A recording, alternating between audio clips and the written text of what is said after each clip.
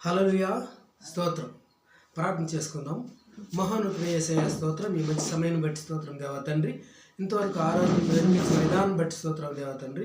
ఇంకొక దేవా తండ్రి వాక్య భాగంతో మీ స్వరంతో మాట్లాడండి, మమ్మల్ని బలపరచండి, ముందుకు నడిపించండి. మీకు మహిమ ఘనత ప్రభావం తెలుసు.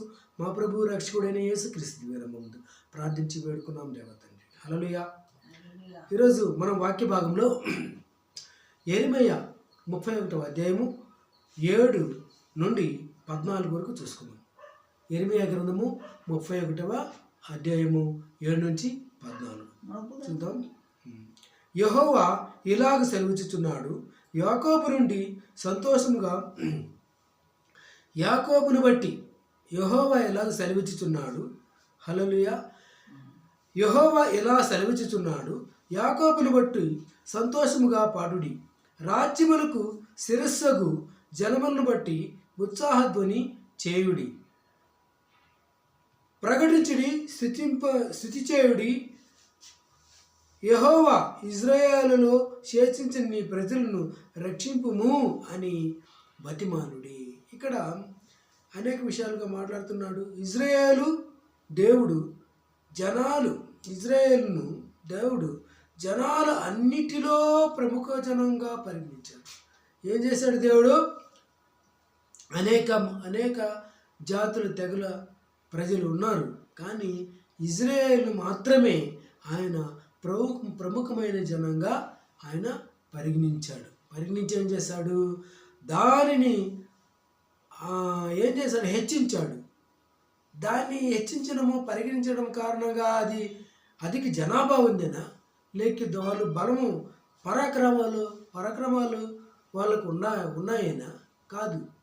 తన వాక్కు వాళ్ళకి అందే వరకు క్రీస్తు ఈ లోకంలో వచ్చేందుకు సాధనంగా అయింది. వాళ్ళకి ఏం చేశాడంటే తన వాక్కునిచ్చాడు. హల్లెలూయా.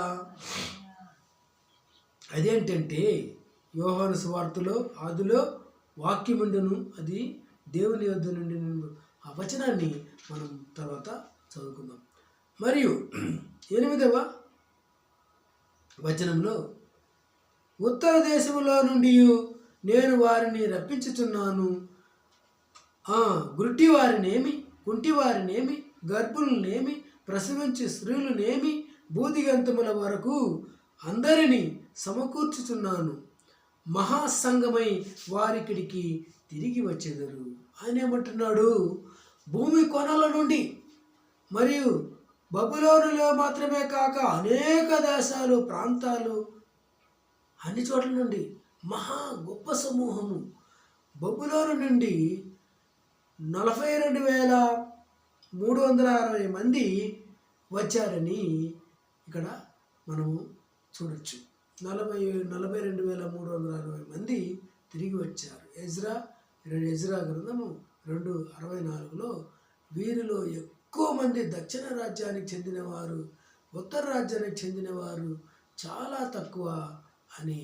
మరి మహా గొప్ప గుంపు అంటే ఈ కొద్ది మంది అని ఎలా అనుకుంటాం? ఈ వచనంలో ఇంకా నెరవేరలేదన్నమాట. ఈ వచనాలు ఇంకా నెరవేరలేదు. అది నెరవేరే టైం ఎప్పుడు పడుతుంది అంటే ఆయన పరలోక రాజ్యాన్ని స్థాపించేటప్పుడు. హల్లెలూయా. వారు ఏడ్చుచూ వచ్చెదరు, వారు నన్ను ప్రార్థించుచుండగా నేను వారిని నడిపించుదును, వారు తొట్టిల్లకుండా చక్కగా పోవు బాటను వీళ్ళు కాలువలైతే వారిని నడిపించును. ఇజ్రాయేలునకు నేను తండ్రిని కానా, ఎఫ్రాయిము నా జ్యేష్ఠ కుమారుడు కాడా. హల్లెలూయా. వారు ఏడ్చుచూ వచ్చెదరు, వారు నన్ను ప్రార్థించుచుండగా నేను వారిని నడిపించుదును. ఏడుస్తూ ఎందుకు వస్తారు?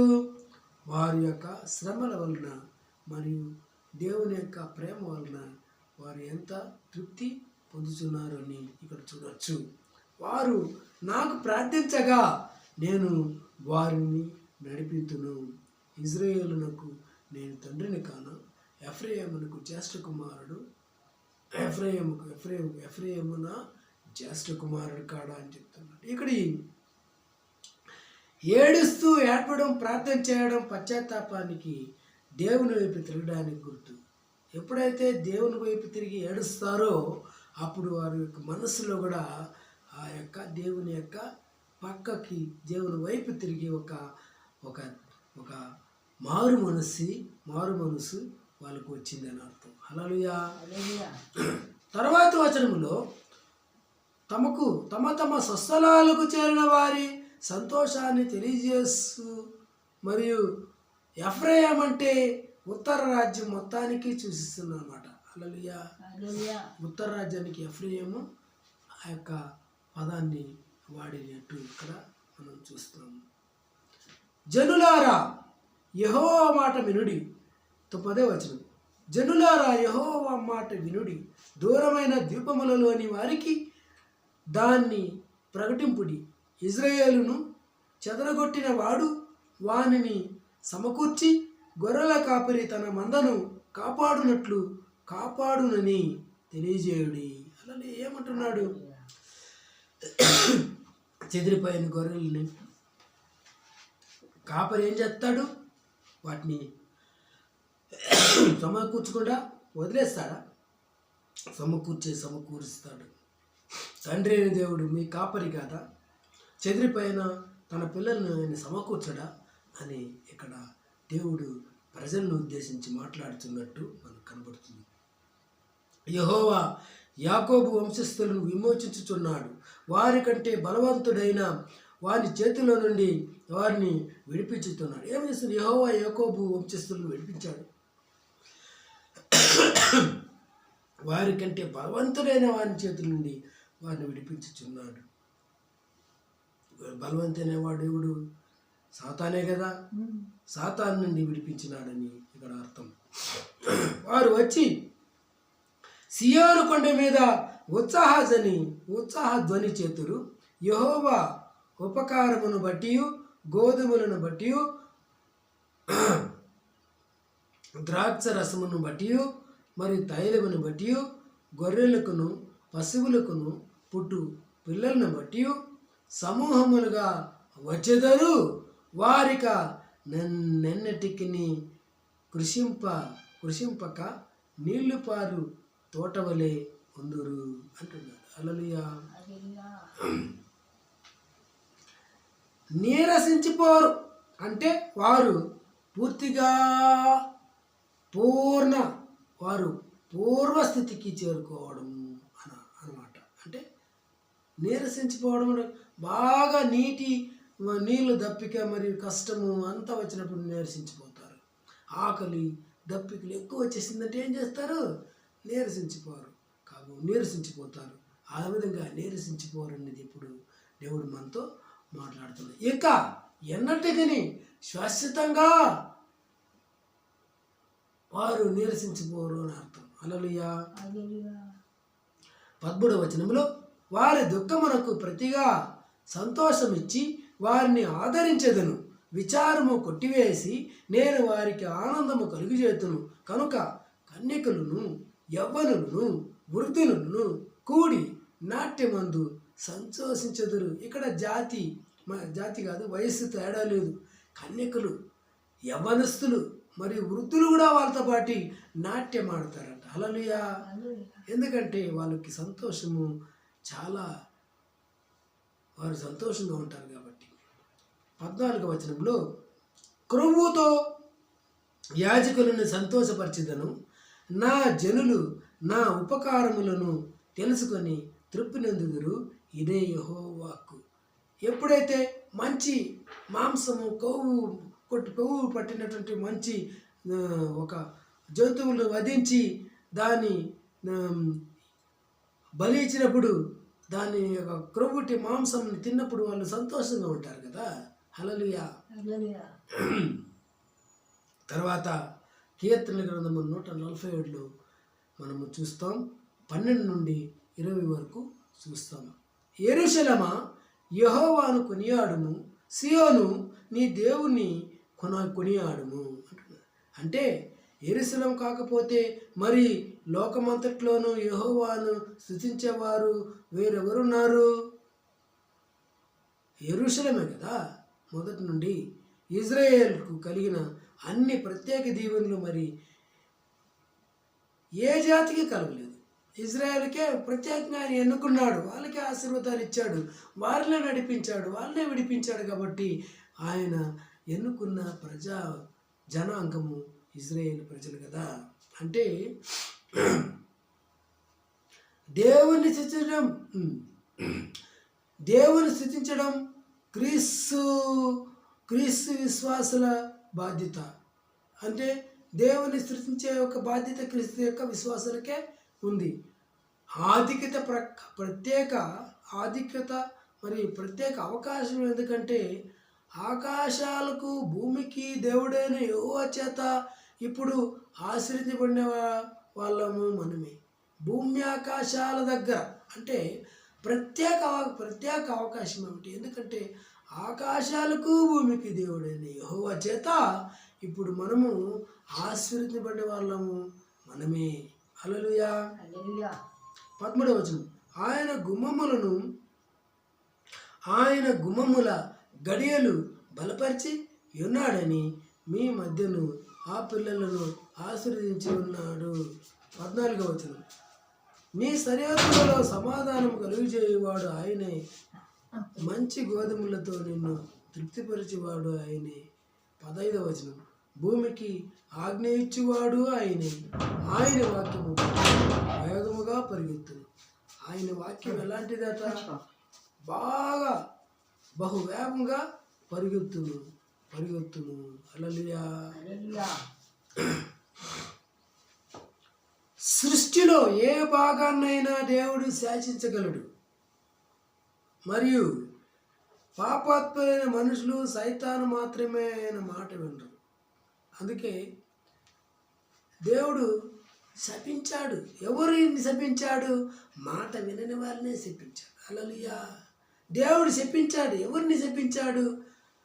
ఆకాశములో ఉన్నటువంటి ఆ మరియు ఆ సమూహములో తిరుగుబాటు చేసినటువంటి ఆ లూసిఫర్ను అయినటువంటి సైతాన్నే చెప్పించాడు కదా.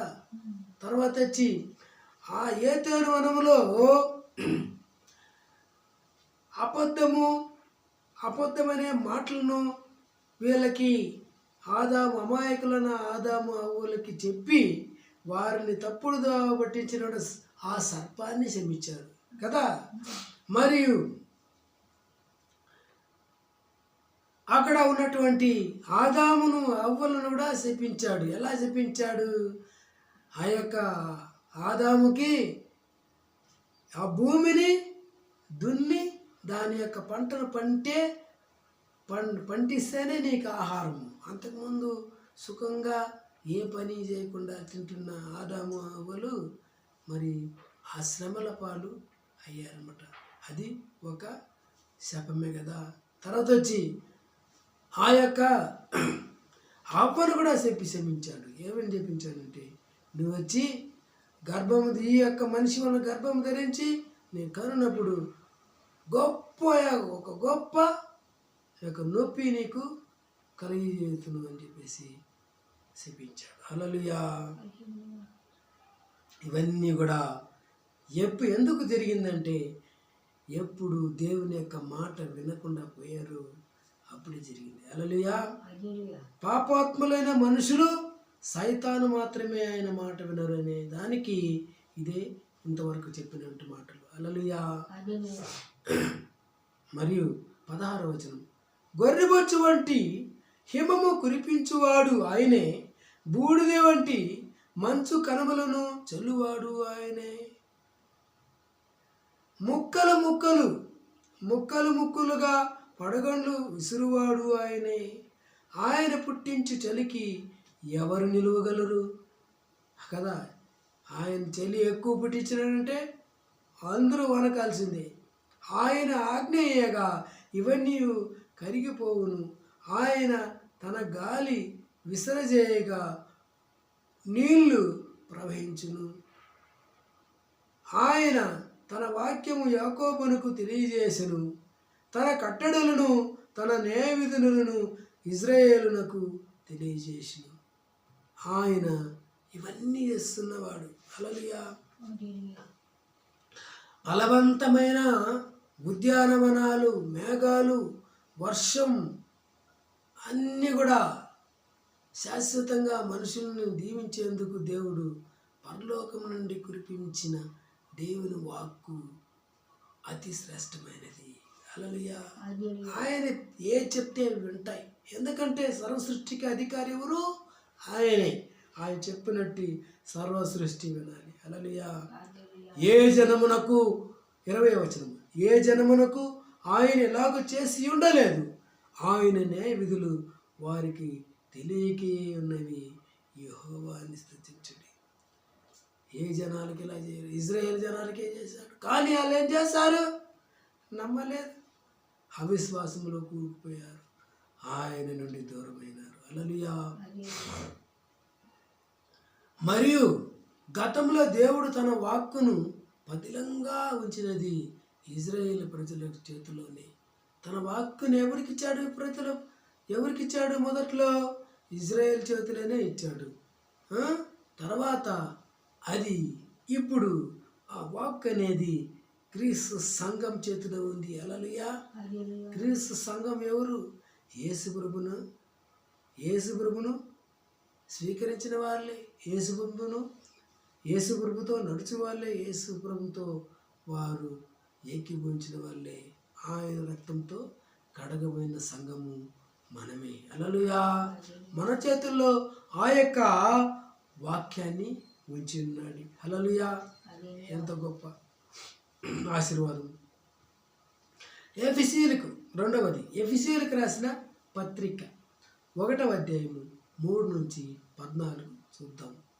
మన ప్రభు అయిన యేసుక్రీస్తు యొక్క తండ్రి యగు దేవుడు స్తుతింపబడింది గాక. హల్లెలూయా. ఆయన క్రీస్తునందు పరలోక విషయములలో ఆత్మ సంబంధమైన ప్రతి ఆశీర్వాదమును మనకు అనుగ్రహించును. ఆయన ఏం చేశాడు? దేవుడు భూమిపైన మానవుడిగా జన్మనెత్తాక యేసు తండ్రి అయిన దేవుణ్ణి తన దేవుడిగా పిలిచాడు కదా. అలా చేయడంలో తాను దేవుణ్ణి కానని ఆయన సూచించడం లేదు. ఏమని చెప్తున్నాడు? ఆయన వచ్చి తండ్రి అయిన దేవుణ్ణి సూచించడం ద్వారా ఆయన తండ్రి అయిన దేవుని బయలుపరుస్తున్నాడు. హల్లెలూయా. ఇతర రెఫరెన్స్లో మనం చూస్తే లైక్ ఎలాగంటే ఫిలిప్పీలకు రాసిన పత్రిక 2:6, లూకా 2:11 ఇవన్నీ చూస్తే ఏం చెప్తుందంటే పరమస్థలాల్లో ఈ మాట లేఖనంలో మరే మూలపదం ఏమంటే పరలోకంలో దేవుడు నివసించే స్థలము ఉన్నది. అది దేవుడు పరిపాలించే స్థలం ఉన్నది. ఇది పరలోకంలో దేవుడు నివసించే స్థలమే. దేవుడు పరిపాలించే అద్భుతమైనటువంటి ఆత్మల లోకం అది. సైతాను ఆయన పాలనను వ్యతిరేకిస్తూ ఉన్న లోకం అని కూడా దీనికి అర్థం. పరలోకంలో ఎవరున్నారు? దేవుని యొక్క సమూహము మరియు సైతాన్ యొక్క సమూహం కూడా ఉండే. వారు తిరుగుబాటు చేసిన తర్వాత దేవుడు అక్కడి నుండి వాళ్ళని తోసేశాడు. హల్లెలూయా. అక్కడ దేవుడు అత్యున్నతమైన పరలోకములో ఉన్నాడు. ఆ ఆత్మల లోకంలో సైతాను పిశాచాలు అట్టడుగున ఉంటూ విశ్వాసాలతో పోరాడుతున్నారు. దేవుని యొక్క దృష్టిలో భూమి మీద ఉన్న విశ్వాసులు అప్పుడే పరమస్థలాల్లో కూడా ఉన్నారు. ఎందుకంటే వారి నాయకుడు అధిపతి ప్రతినిధి అక్కడ ఉన్నాడు. వారు ఆయనతో ఉన్నారు. అదే సమయంలో శరీరంలోనైనా ఇంకా భూమి మీదే ఉండి అదృశ్యలోకంలో ఉన్న దురాత్మలతో పోరాడుతున్నారు. ఆధ్యాత్మిక ఆశీస్సుల్లో ఈ లోకంలో ఉన్న దురాత్మలతో కూడా పోరాడుతున్నారు. హల్లెలూయా. ఇది ఎడతెగని ఒక పోరాటం. హల్లెలూయా. ఇది ఇప్పటికీ ఉంది. మనలను అంటే ఎవరో కొద్దిమంది మహనీయులను కాదు, విశ్వాసులందరినీ ఆయన దీవించాడు. ఆయన ఏం చేశాడు? దీవించాడు. ఈ మాట ఎప్పుడో దీవించినట్టు మనకు చూస్తాం, భూతకాలంలో ఉంది. దేవుడు ఇంతకుముందే విశ్వాసులకు ఆయన దీవెనలు ఇచ్చాడు. ఇప్పుడు ఇస్తున్నాడా? లేదు, ఎప్పుడో దీవెనలు ఇచ్చేశాడు. హల్లెలూయా. కాబట్టి ఈ దీవెనలు చాలా విలువగల దీవెనలు. ఈ దీవెనల వలన మనము ఇప్పటికీ ఇంత కష్టములు వచ్చినప్పటికీ మనం ఎదుర్కొని ఆయనతో నడిచేదానికి మనకు మూలమైనవి. ఎట్లనగా తన ప్రియులందు తాను ఉచితముగా అనుగ్రహించిన తన కృపా మహిమకు కీర్తి కలిగినట్లు. అంటే ఆయన ఏం చేశాడంటూ విశ్వాసులతో అందరితో ఆయన ఇచ్చినటువంటి గొప్ప ఆశీర్వాదం కృప. ఆ కృప వలన మనము ఆయనతో నడవడానికి శక్తి లభిస్తున్నది. 5వ వచనం, తన చిత్త ప్రకారమైన దయా సంకల్పం చొప్పున యేసుక్రీస్తు ద్వారా తన కుమారులుగాను స్వీకరించుటకై మనల్ని ముందుగా తన కోసం నిర్ణయించుకొని, ఆయన మనల్ని ముందుగానే తన కోసం నిర్ణయించుకోవడానికి చెప్తుంది. హల్లెలూయా. తర్వాత 5వ వచనం 6వ వచనం, మనము తన ఎదుట పరిశుద్ధులమును నిర్దోషులమై ఉండవలనని జగత్తు పునాది వేయబడక మునిపే ప్రేమ చేత ఆయన క్రీస్తులో మనల్ని ఏర్పరచుకున్నాను. అంటే క్రీస్తుతో మనల్ని ఏర్పరచుకున్నాడు. విశ్వాసులు క్రీస్తులో ఉన్నారు కాబట్టి పరిపూర్ణంగా దేవుని ప్రేమను దేవుని ప్రేమను పొంది ఉన్నారు. 7వ వచనం, దేవుని కృపా మహాదైశ్వర్యమును బట్టి ఆయన రక్తం వలన మనకు విమోచనము, అనగా మన అపరాధములకు క్షమాపణ మనకు కలిగి ఉన్నది. ఆయన కృప చేత ద్వారా కదా. ఆయన కృప లేకుంటే మనం ఏమీ లేదు. 8వ వచనం, కాలం సంపూర్ణమైనప్పుడు జరగవలసిన ఏర్పాటును బట్టి ఆయన దయా సంకల్పం చొప్పున తన చిత్తమును గూర్చిన మర్మమును మనకు తెలియజేసి. అంటే దేవుడు మనకు దీవెనలు ఇవ్వడంలో దేవుడు స్పష్టంగా పిసినారిగా ఉండడు. పిసినారి కాదు ఆయన. పిసినారి అయితే మనకు ముందుగానే ఆశీర్వాదాలు ఇవ్వడు కదా. వాటిని మనం పొందాలంటే పరలోకములో ఉన్న ఎవరు ఏం చేయని అవసరం లేదు. వాటిని మనం పొందాలంటే పరలోకం ఉన్న వారు ఎవరు మన గురించి ప్రార్థన చేయాల్సిన మళ్ళీ రికమెండేషన్ అవసరం లేదు. ఆయన స్వయంగా మనకి ఇచ్చేస్తున్నాడు. హల్లెలూయా. మనకు పరిపూర్ణమైన జ్ఞాన విమోచన కలుగుటకు ఆ కృపను మన ఎడల విస్తరింపజేశాడు. విముక్తి, క్షమాపణ, ఇంకా దేవుడినిచ్చే ఇలాంటి దేవుళ్ళన్నీ సమస్త జ్ఞాన వివేకాలతో కూడినవి. హల్లెలూయా. తర్వాత వచనంలో మనము చూస్తాం 10వ వచనం, ఈ సంకల్పం బట్టి ఆయన పరలోకములో ఉన్నవే కానీ భూమి మీద ఉన్నవే కానీ సమస్తమును క్రీస్తు నుండి ఏకముగా సమకూర్చవలనని తనలో తాను నిర్ణయించుకున్నాడు. ఆయన నిర్ణయించుకున్నాడు ఏమని? అందరినీ మనం ఆదరించాలి, అందరినీ మనము కాపాడాలా అని.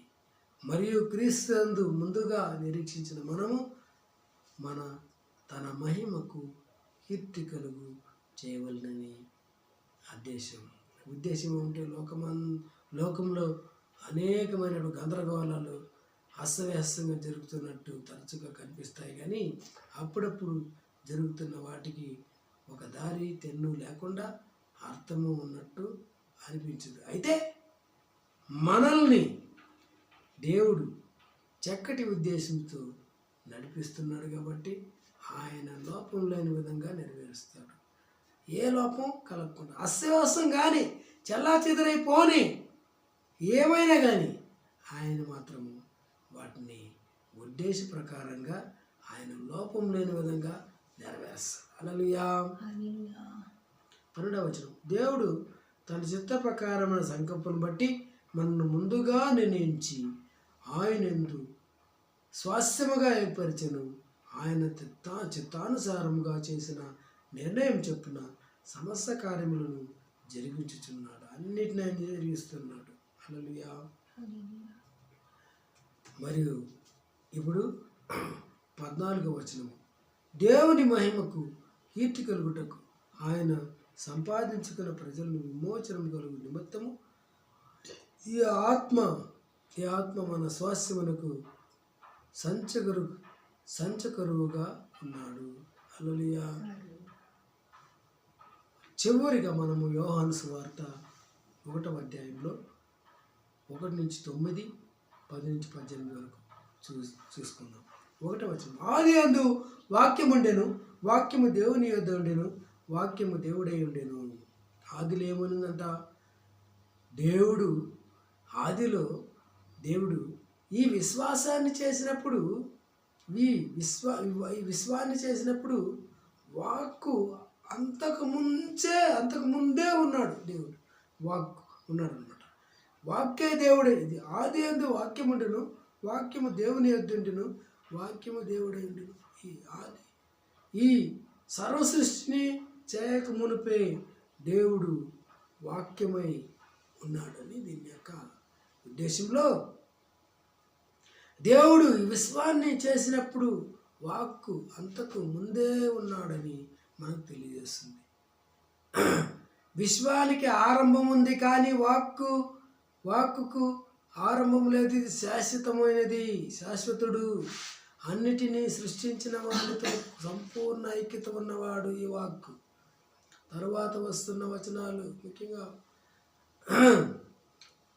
14వ వచనం చూస్తే యేసుక్రీస్తు అని స్పష్టంగా ఇది వివరిస్తుంది.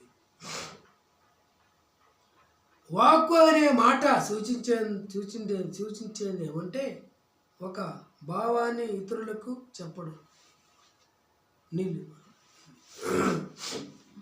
ఒక భావాన్ని ఇతరులకు చెప్పడం, మాట్లాడే సందేశాలు తెలియజేస్తాయి.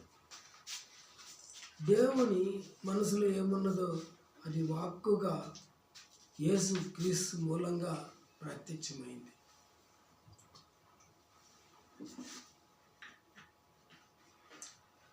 ఆయన తన వ్యక్తిత్వంలో దేవుని హృదయం, స్వభావం బహిరంగంగా వెల్లడి చేసినవాడు వాక్కు.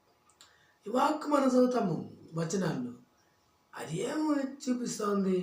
దేవుడి యొక్క మనస్సు, ఆయన మాట, ఆయన హృదయం, ఆయన స్వభావం అన్నిటినీ దేవుని వాక్యము మనకు తెలియజేస్తూ ఉంది. కాబట్టి ఈరోజు మనం బైబిల్ని పట్టుకొని పోయినప్పుడు ఆ బైబిల్లో ఉన్నటువంటి వాక్యాలన్నీ కూడా అందులో ఆయన మనసు ఉంది, ఆయన హృదయం ఉంది, ఆయన మాట ఉంది. హల్లెలూయా.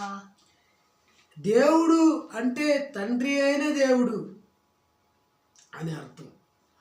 వాక్కు దేవునితో ఉన్నాడు అంటే వాక్కు తండ్రితో కూడా ఉన్నాడు. తండ్రి ఒకటే, ఈ వాక్కు తండ్రి ఒకటే వ్యక్తి కాదన్నమాట. దీన్ని బట్టి ఇక్కడ ఇద్దరు వ్యక్తులు ఉన్నారు, కనిపిస్తున్నారు. వాక్కు దేవుడే అంటే ఆయనకు దేవుని స్వభావంలో సంపూర్ణమైన భాగస్వామ్యం ఉందని అర్థం. హల్లెలూయా. దేవుడితో కూడా అనే పదాన్ని, దేవునితో కూడా అనే దాన్ని ముఖాముఖిగా అని మనము చెప్పుకోవచ్చు, అనువదించవచ్చు. ఇది సంపూర్ణ సహవాసాన్ని సూచిస్తుంది. 1వ వచనంలో వాక్కు ఒక దేవుడు అని చెప్పడం లేదు, కానీ వాక్కు కొంతవరకు దైవ లక్ష్యాలు ఉన్నవాడు అనడం లేదు. కానీ ఇలా చెప్పే అనువాదం ఏదైనా మూల భాషకు ద్రోహం చేస్తున్నట్టే. మూల భాష అంటే గ్రీకు భాష. గ్రీకులో స్పష్టంగా దేవుడు చెప్తున్నాడు, వాక్కు దేవుడే అని రాసి ఉంది. హల్లెలూయా. హల్లెలూయా. 2వ వచనంలో ఆయన ఆదియందు దేవుని యొద్ద ఉండెను, సమస్తమును ఆయన మూలముగా కలిగెను. ఆదియందు ఎక్కడున్నాడు దేవుడు?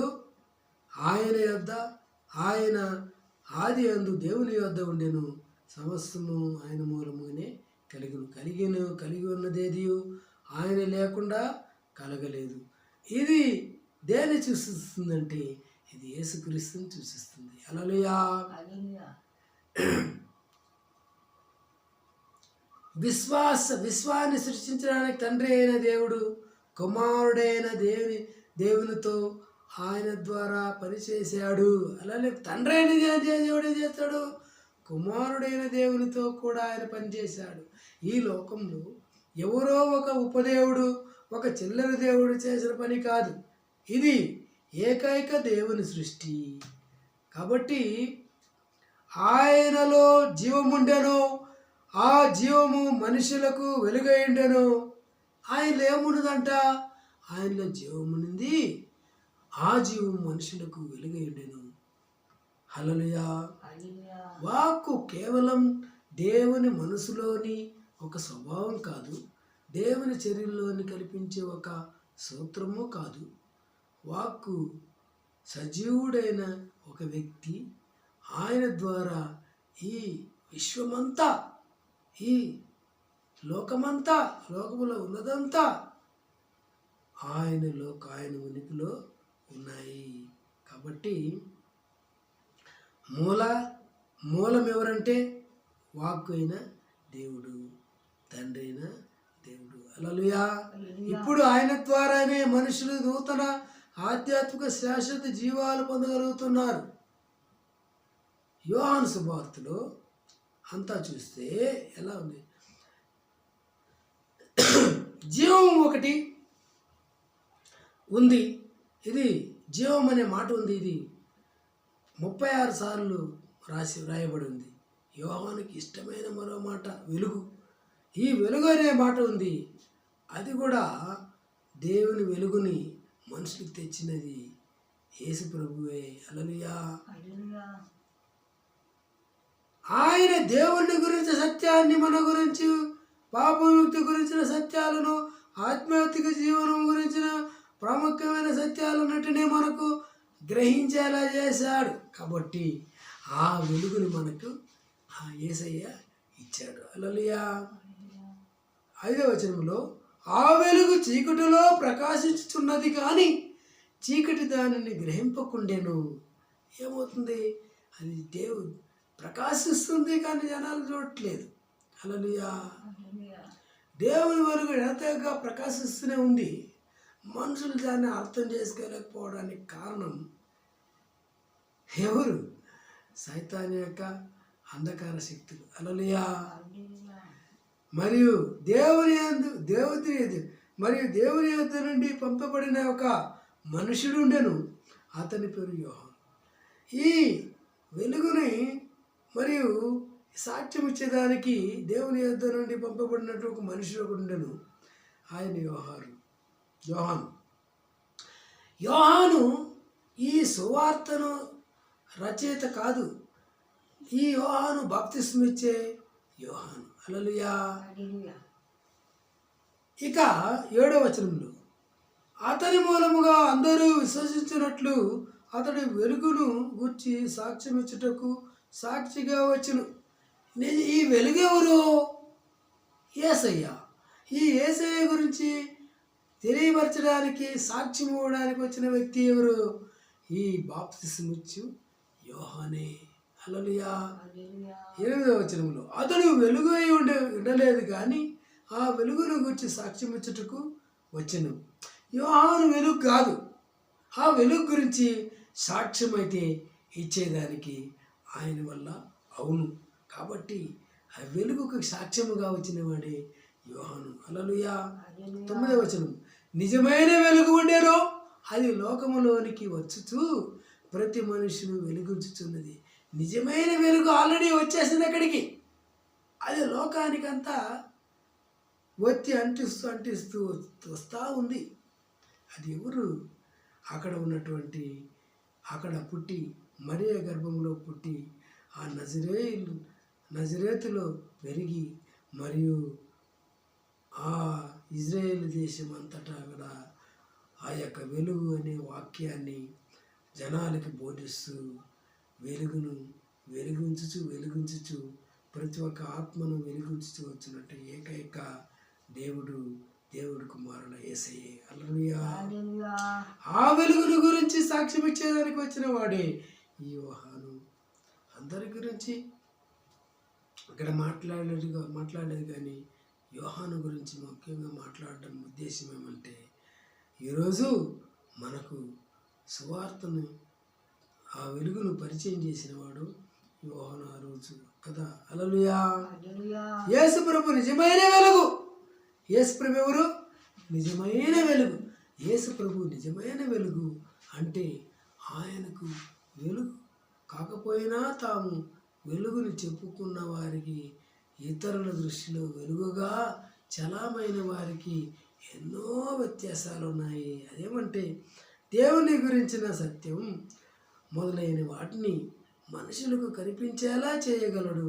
కాబట్టి యేసు నిజమైన వెలుగు. అందరూ ఏం చేస్తున్నారు?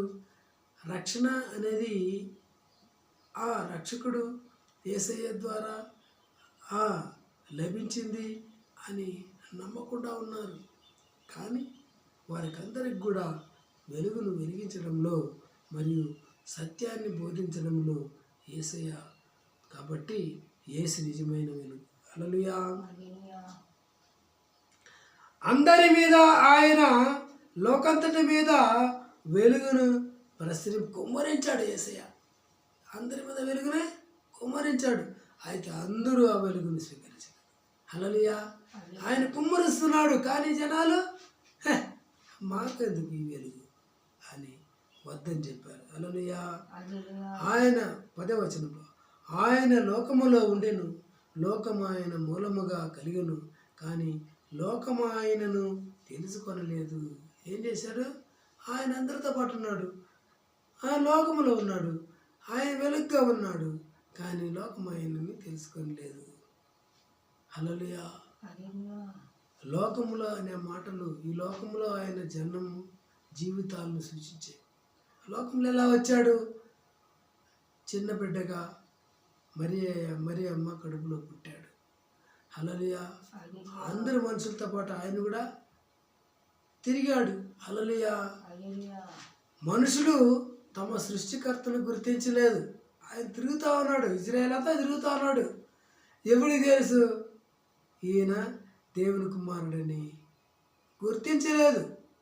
పాపం వారి మనసులు బండబారిపోయింది. వారు చేసింది అంతా ఏమి? వ్యతిరేకంగా ప్రవర్తించారు. వారి ఆధ్యాత్మిక వివేచనను చంపేసి దేవుని నుండి ఆయన్ని విధానాల నుండి వారిని వేరు చేసింది. హల్లెలూయా. ఆయన వెలుగై ఉంటే కూడా చూడలేదు. ఆయన వాళ్ళ మధ్యలో తిరిగితే కూడా చూడలేదు. వాళ్ళు ముడితే కూడా వాళ్ళు స్వీకరించలేదు. హల్లెలూయా. గుర్తుపెట్టలేదు. మరియు 11వ వచనంలో ఆయన తన స్వకీయుల యొద్దకు వచ్చెను, ఆయన స్వకీయులు ఆయన అంగీకరింపలేదు. అంటే స్వకీయులు అంటే ఏంటి? తన సొంత జనం దగ్గరికి, అంటే ఇజ్రాయేల్ ప్రజల దగ్గరికి, ఇజ్రాయేల్ యూదుల దగ్గరికి వచ్చాడు. వీళ్ళు లోకం ఆయన గుర్తించలేకపోవడం మాత్రమే కాదు, చాలా వరకు ఆయన సొంత జాతే ఆయన్ను ఒప్పుకోలేదు. నువ్వెవరో మాకు తెలియదు. హల్లెలూయా.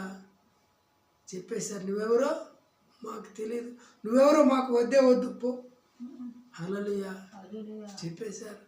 అయితే తరువాతి వచనం స్పష్టంగా తెలియజేస్తుంది, వారిలో కొందరు ఆయన స్వీకరించారు. హల్లెలూయా. కొందరెవరో 12 మంది శిష్యులు, కొందరెవరో ఆ పై అంతస్తులో ప్రార్థన చేయడానికి వెళ్ళిన ఆ యొక్క ప్రజలు, ఆ యొక్క 100 మంది. హల్లెలూయా. తన్ను ఎందరికో వారందరికీ అనగా తన నామమునందు విశ్వాసం ఉంచిన వారికి దేవుని పిల్లలగుటకు ఆయన అధికారము అనుగ్రహించెను. హల్లెలూయా. బైబిల్ అంతట్లో గొప్ప ఒక వాగ్దానంలో పెద్ద వాగ్దానం ఏమంటే, నన్ను స్వీకరించలేదు జనాలు, నేను బాధపడను. నన్ను తిరస్కరించారు, నన్ను ఒప్పుకోలేదు, నాకేం బాధ లేదు. హల్లెలూయా. కానీ కొంతమంది ఎవరంటే, ఇందులో కొంతమంది మీరు నన్ను స్వీకరించారు, నన్ను ఒప్పుకున్నారు. కాబట్టి బైబిల్ అంతట్లో గొప్ప వాగ్దానం అంటే ఇదే. ఇందులో కొన్ని ప్రాముఖ్యమైన సత్యాలు ఉన్నాయి. అవేంటే, మనుషులు సహజంగా దేవుని పిల్లలు కారు, వారు ఆయన పిల్లలుగా కావాల్సి ఉంది. ఎలా అంటే, స్వభావరీత్యా వారు వచ్చి సృష్టికర్తపై తిరగబడి దేవుని వేరైన జీవులు కదా. ఇజ్రాయేల్ ప్రజలు తిరగబడ్డారు, మరియు ఆదాము దేవుని నుంచి తిరుగుబాటు అంటే తప్పిపోయాడు. మరియు ఈ విధంగా అనేకమైన సందర్భాలు ఉన్నాయి. దేవుడు మనుషుల దగ్గరికి పంపిన వెలుగు, వాక్కు, రక్షకుడు. ఇప్పుడు వచ్చి తొలగిపోయిన వారిని మరి తిరుగు తీసుకురావడానికి పంపబడిన వెలుగు ఎవరంటే రక్షకుడైన యేసు. హల్లెలూయా. ఈయన ముక్తిదాత, ఆయన యేసు ప్రభువు. హల్లెలూయా. యేసు ప్రభువును స్వీకరించడం ద్వారానే వారు దేవుని పిల్లలు కాగలరు.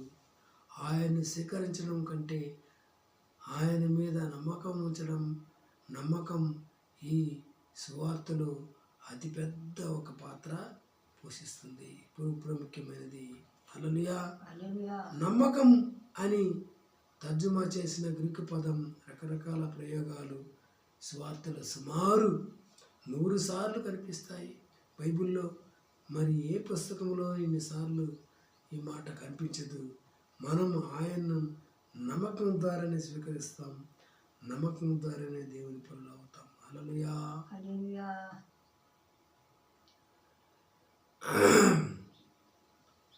ఆయన పేరు మీద నమ్మకం ఉంచడం అంటే ఆయనపై నమ్మకం ఉంచడమే. బైబిల్లో వెల్లడి అయిన ఆయన గుణశీలాలపై, లక్షణాలపై నమ్మకం ఉంచడమే. మరియు ఆయన అధికారం ఇచ్చాడు. మొదటి నుంచి చివరి వరకు పాపముక్తి దేవుడు ఉచితంగా ఇచ్చినదే. హల్లెలూయా. వారు 13వ వచనం, వారు దేవుని పిల్లలగుటకు, వారు దేవుని పిల్లల వలన, వారు దేవుని వలన పుట్టిన వారే గాని రక్తం వలనను, శరీరేచ్ఛ వలనను, మనుషేచ్ఛ వలనను పుట్టినవారు కారు. అంటే పుట్టినవారు, దీని అర్థం కొత్త జన్మలో పుట్టినవారు, దేవుని నుంచి నూతనంగా ఆధ్యాత్మికంగా పుట్టినవారు. మరియు ఇది వంశపారంపర్యంగా వచ్చేది కాదు. ఒక వ్యక్తి తల్లిదండ్రులు లేక పూర్వీకులు దేవుని పిల్లలు కాబట్టి అతడు కూడా దేవుని సంతానమని అనుకోరాదు. ప్రతి మనిషి వ్యక్తిగతంగా క్రీస్తును ప్రభువుగా, రక్షకుడిగా స్వీకరించి దేవుని నుంచి కొత్త జీవితాన్ని పొందాలి. మరియు ఆ కొత్త జీవితం అయ్యేదంటే యేసు ప్రభువు ఇచ్చిన యొక్క రక్షణ కలిగిన జీవితమే. హల్లెలూయా. దేవుడు మనిషి అయ్యాడు, రక్త మాంసాలు నిజమైన మానవ స్వభావం కలిగిన వాడయ్యాడు. ఆయన పేరు యేసు. యేసుక్రీస్తులో 2 స్వభావాలు ఉన్నాయి. ఒకటి ఒకే ఒక వ్యక్తిలో దేవుని స్వభావం, రెండవది మానవ స్వభావం పరిపూర్ణమైన విధంగా ఏకమయ్యాయి. హల్లెలూయా. క్రీస్తు వ్యక్తిత్వం ఎక్కువగా అర్థం చేసుకోలేకపోయినప్పటికీ మనం నమ్మకం ద్వారా ఈ సత్యాన్ని స్వీకరించాలి. కృప ద్వారా ఇది కొత్త ఒడంబడిక గ్రంథంలోని గొప్ప మాటల్లో రోమియోలకు రాసిన పత్రిక 1:7 మనకి ఇది ఇవ్వబడింది. హల్లెలూయా.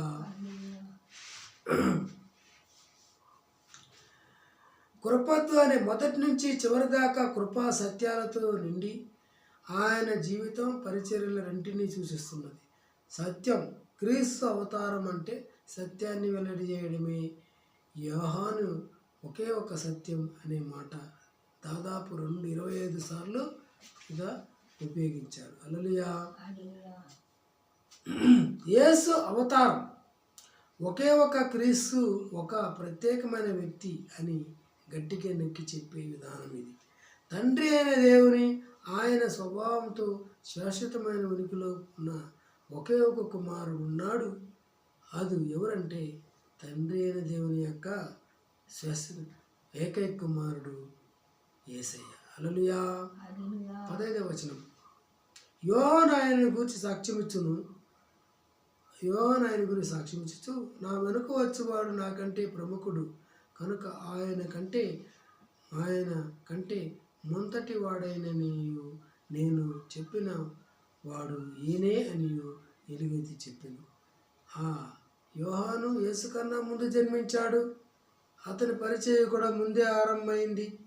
ఇక్కడ యేసు లోకంలోకి రాకముందే ఆయన ఉన్నాడని చెప్తున్నాడు రచయిత. అంటే ఆదిలో వాక్యం ఉండను, వాక్యము దేవుని యొద్ద ఉండెను, అది దేవుడే అన్నమాట. హల్లెలూయా. 16వ వచనం. ఆయన పరిపూర్ణతలో నుండి మనమందరం కృప వెంబడి కృప పొందుతిమి. గ్రీకు మూలంగా ఈ గ్రీకు వచనంలో మూలంగా అస్తమానం ప్రవహించే కృప అని చూపిస్తుంది. ఇది కృప ఎప్పుడు ప్రవాహం ఒక నదిలాగా ప్రవహిస్తూనే ఉంటుంది. సముద్రం అల్లల్లాగా ఒక కృప చర్య తర్వాత మరో చర్య వస్తూ ఉండడం అన్నమాట. ఈ కృప ప్రవహించే మార్గంలో యేసుక్రీస్తు ఉన్నాడు. హల్లెలూయా. ధర్మశాస్త్రం మోషే ద్వారా అనుగ్రహింపబడిన కృప సత్యమును యేసుక్రీస్తు ద్వారా కలిగెను. హల్లెలూయా. ధర్మశాస్త్రం అంటే దేవుడు మోషే ద్వారా సినాయి పర్వతంపై చేసిన పాత ఒడంబడిక. ఇది దాదాపు పాత ఒడంబడిక గ్రంథంలో ముంతటిది పునాది కదా. మరియు మోషే ఇక్కడ ఈ ధర్మశాస్త్రాన్ని మనకు ఇచ్చాడనమాట. క్రీస్తు కృపా సత్యం క్రీస్తు ద్వారా కృపా సత్యం అనేది రూపుదిద్దుకున్నాయి. క్రీస్తు శుభవార్త, మోషే ధర్మశాస్త్రం అనే 2 భాగాలు ఉన్నాయి. తేడాను మనం చూస్తే ఇతడు ఎత్తి చూపుతున్నాడు. ఏమంటే ధర్మశాస్త్రం మనుషులకు పాపం వ్యక్తి కలిగించలేకపోయింది. అయితే మనుషులకు అవసరమైన సత్యం అంతటినీ అది వెల్లడి చేయలేకపోయింది. కృప ద్వారా యేసయ్య మనకు మా సత్యాన్ని స్వీకరించిన నిమిత్తము మనల్ని తన రక్తం ద్వారా ఆయన కడిగి ఆ యొక్క కృప ద్వారా తన యొక్క దేవుని దగ్గరికి వెళ్ళడానికి అవకాశం చేశాడు. హల్లెలూయా. 18వ వచనం. ఎవడును ఎప్పుడు దేవుడిని చూడలేదు, తండ్రి రొమ్మునున్న అద్వితీయ కుమారుడే ఆయన బయలుపరిచెను. ఎవడు దేవుని చూడలేదు. కొందరు వ్యక్తులు అప్పుడప్పుడు దేవుని మహిమ ప్రత్యక్షాన్ని మానవ రూపంలో ఆయన స్వభావాన్ని చూశారు. అయితే ఆత్మస్వరూపిగా ఉన్న దేవుని మినుముట్లు గొలిపే ఆయన మహాన్వితను తేజ రూపాన్ని తత్వాన్ని ఎవరు చూడలేదు. హల్లెలూయా. తండ్రి రొమ్మున ఇది తండ్రి కుమారుల మధ్య ఉన్న సాన్నిహిత్యాన్ని ప్రేమను సూచిస్తుంది. వీరిద్దరు వేరు ప్రత్యేక వ్యక్తులు కూడా గమనిద్దాం. మనుషులు దేవుణ్ణి చూడలేరు, కానీ యేసుప్రభు జీవితం, చర్యలు, మాటల్లో దేవుని లక్షణాలు మనకు సంపూర్ణంగా వెల్లడయ్యాయి. ఆయన ఈ లోకానికి రావడం ఆయనకున్న గొప్ప ఉద్దేశాల్లో ఒకటి తండ్రి అయిన దేవుణ్ణి మనకు చూపించడమే. హల్లెలూయా. తండ్రి అయిన దేవుణ్ణి మనకే చూపించడమే. చూపించాడు కూడా, కానీ ఎంతమంది చూశారు? హల్లెలూయా. ఎవరు చూడలేదు. హల్లెలూయా. నేను ఈరోజు యేసయ్యని నమ్ముకుని ఆయన మార్గంలో నడిపించడానికి యేసయ్యను మనం చూచి ఉన్నాం. హల్లెలూయా. యేసయ్యను వాక్యాల ద్వారా చూస్తున్నాం. తండ్రి అయిన దేవుని చేరు కావడానికి యేసయ్యని పాదాలను మనం చేర్చి యేసయ్య పాదాలు చెంది చేరి ఆయన కృప ద్వారా మనం పరలోకానికి చేరడానికి ప్రయత్నించే అవకాశం యేసయ్యలో. ఆ యేసులో మనం నమ్మకం ఉంచుదాం. అర్థం హల్లెలూయా. లేచి నిలబడతాం. హల్లెలూయా. స్తోత్రం. మహోన్నత యేసయ్య స్తోత్రం. ఇంత మంచి సమయాన్ని బట్టి స్తోత్రం. ఇంతవరకు అనేక మర్మాలు, విశ్వాసం, నమ్మకం మరియు కృప మీరు ఆ రక్షణను మాకు ఇచ్చిన నిమిత్తం అనేక విధాలుగా దేవా తండ్రి మాకు ప్రయాసపడ్డారు. మిమ్మల్ని మీరే సమర్పించుకున్నారు యేసయ్య. దాన్ని బట్టి స్తోత్రం దేవా తండ్రి. ఇంత మర్మంతో మాట్లాడిన ఒక విధానం బట్టి స్తోత్రములు. మీకే మహిమ ఘనత ప్రభావం చూస్తూ మా ప్రభు రక్షణ యేసుక్రీస్తును మమ్మల్ని సమర్పించుకుంటూ మా యొక్క భవిష్యత్తును కూడా సమర్పించుకుంటూ మా ప్రభు రక్షణ యేసుక్రీస్తును ప్రార్థించి వేడుకున్నాం దేవా తండ్రి. నా ప్రాణమయ యెహోవాని సంతించుము, నా అంతరంగ సమస్తమైన పరిస్థితి నామను సంతించుము. నా ప్రాణమయ యెహోవాని సంతించుము, ఆయన చేసిన మేలుండే మనకు. తండ్రి యొక్క ప్రేమయు, కుమారుని కృపయో, పరిశుద్ధాత్మని యొక్క అన్యోన్య సాహసము ఇప్పటికిప్పుడు సదాకాలం యేసుక్రీస్తు యొక్క రెండవ రాకడ వరకు శిరస్సాయిగా నిలిచి ఉండను గాక. ఆమేన్.